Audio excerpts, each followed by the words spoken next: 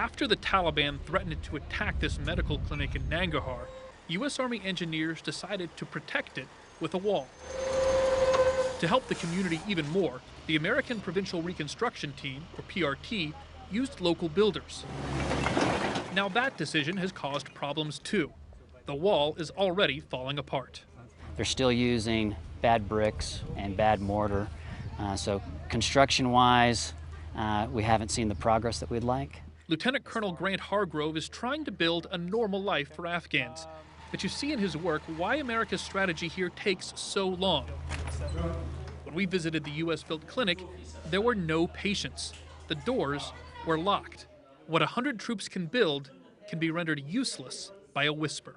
They're in an environment that's not really conducive to practicing good medicine all the time, and that makes it challenging.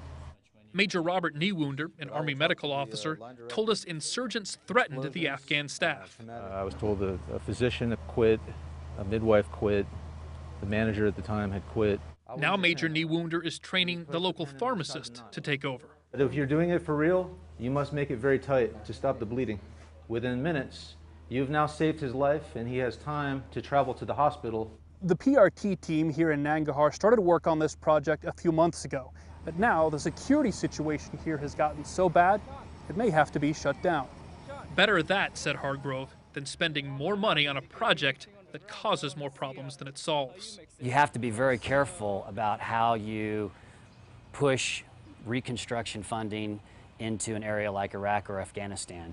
It can actually have potentially a destabilizing effect because you're creating haves and have-nots. He told us competition for new schools and roads has led to rivalries between villages.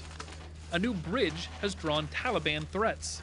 But as Hargrove sees it, there's an even bigger potential problem. If the Taliban was to resurge and you lose security, it doesn't matter how much infrastructure you have here, all of that's going to fall apart. And if Nangarhar goes, I would say so goes Afghanistan. It's a terrible fate for a program built on hope. Projects intended to help the local population are often the first targets for the Taliban. John Bentley, CBS News, Nangarhar, Afghanistan.